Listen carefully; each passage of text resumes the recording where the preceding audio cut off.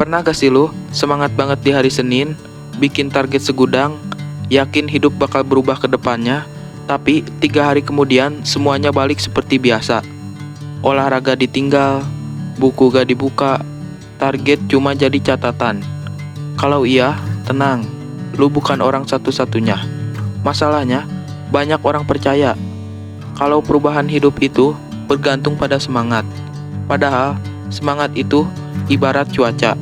Kadang cerah, kadang mendung, dan sering datang tanpa bisa diprediksi.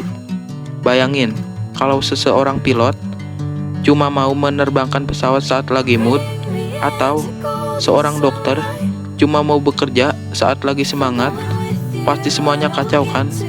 Nah, hidup juga sama. Kalau tindakan kita selalu menunggu semangat datang, kemungkinan besar kita gak akan lebih sering diam daripada bergerak. Di video ini, kita bakal bahas kenapa orang yang berhasil bukanlah mereka yang selalu termotivasi, tapi mereka yang tetap melangkah meski rasa semangatnya sudah hilang. Hal pertama yang perlu dibenarkan adalah berhenti mengandalkan motivasi. Bayangin, orang gagal bukan karena mereka gak mampu.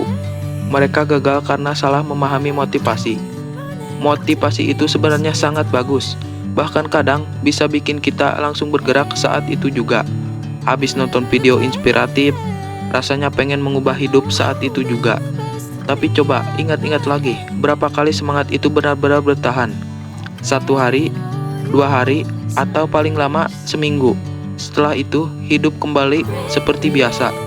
Inilah kenapa orang sukses jarang mengandalkan yang namanya motivasi. Mereka lebih mengandalkan kebiasaan. Seperti kalian sikat gigi di pagi hari. Lu gak bangun pagi lalu bertanya, hari ini gue lagi semangat sikat gigi gak ya? Untuk melakukannya, lu langsung melakukannya karena itu sudah jadi kebiasaan.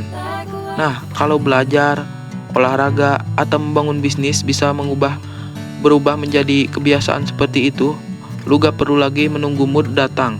Lu tinggal jalan dan melakukannya. Hal kedua yang perlu diperbaiki yaitu fokus pada proses, bukan perasaan. Salah satu jebakan terbesar adalah percaya bahwa kita harus merasa siap dulu sebelum memulai. Padahal kenyataannya justru sangat kebalik. Rasa semangat sering muncul setelah kita memulai bergerak untuk melakukan sesuatu, bukan sebelum melakukan sesuatu. Misalnya, lu lagi malas olahraga. Bagian tersulit biasanya cuma memulainya. 5 menit pertama, mulai bergerak, perlahan rasa malas itu hilang. Hal yang sama berlaku saat belajar, bekerja, atau mengerjakan proyek pribadi. Makanya, jangan bikin target yang terlalu besar di awal. Kalau mau mulai membaca, cukup targetkan 5 halaman. Kalau mau olahraga, mulai dari 10 menit. Kalau mau belajar skill baru, cukup 20 menit setiap hari. Target yang kecil membuat otak tidak merasa terbebani, dan ketika berhasil melakukannya secara konsisten, rasa percaya diri akan ikut tumbuh. Ingat, konsistensi bukan tentang melakukan hal besar setiap hari. Konsistensi adalah tetap melakukan hal-hal kecil, bahkan ketika hari itu terasa berat dan malas melakukannya. Nah, sekarang pertanyaannya, gimana caranya tetap konsisten meski semangat lagi hilang? Jawabannya bukan dengan mencari motivasi baru setiap hari, tetapi dengan membuat tindakan baik menjadi lebih mudah untuk dilakukannya. Langkah pertama, kecilkan target lu dulu. Banyak orang berhenti di tengah jalan karena targetnya terlalu besar. Hari pertama langsung ingin olahraga 1 jam atau bahkan 2 jam. Langsung ingin membaca buku 1 buku, 2 buku. Langsung ingin belajar 3 jam. Akhirnya capek sendiri. Coba ubah cara berpikirnya. Kalau targetnya olahraga, mulai dari 5 atau 10 menit dulu. Kalau targetnya membaca, mulai dari 5 halaman atau bahkan 2 halaman dulu. Yang sedang lu bangun bukan hasil instan, tapi kebiasaan. Karena kebiasaan kecil yang dilakukan setiap hari jauh lebih kuat daripada usaha besar yang cuma bertahan 1 minggu. Langkah kedua, buat jadwal yang tetap. Jangan berkata, nanti kalau sempat gue belajar karena kebiasaannya waktu itu gak pernah datang. Lebih baik tentukan waktu yang jelas. Misalnya Setiap jam 7 malam, selama 30 menit, khusus untuk belajar. Saat sebuah aktivitas sudah punya tempat di jadwal, otak akan lebih mudah menerimanya sebagai rutinitas, bukan beban. Langkah ketiga, kurangi hambatan. Kalau mau olahraga pagi, siapkan pakaian olahraga dari malam sebelumnya. Kalau mau baca buku, letakkan bukunya di meja atau di samping tempat tidur.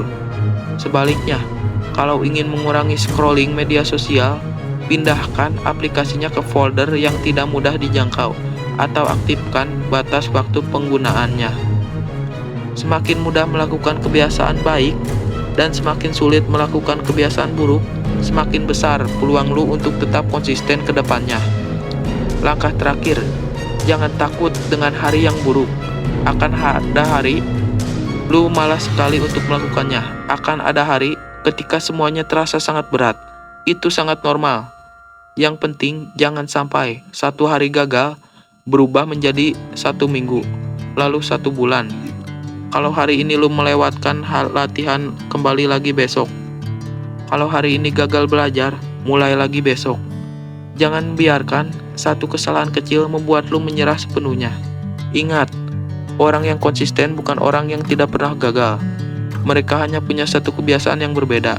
Setiap kali jatuh, mereka selalu memilih untuk kembali melangkah. Dan justru keputusan sederhana itulah yang jika diulang terus akan membawa mereka jauh lebih maju dibanding orang yang hanya bergerak saat sedang bersemangat. Dan kalau ada satu hal yang perlu lu bawa pulang dari video ini, mungkin ini pesannya. Jangan tunggu semangat untuk memulai, tapi mulailah, nanti semangat akan mengikuti.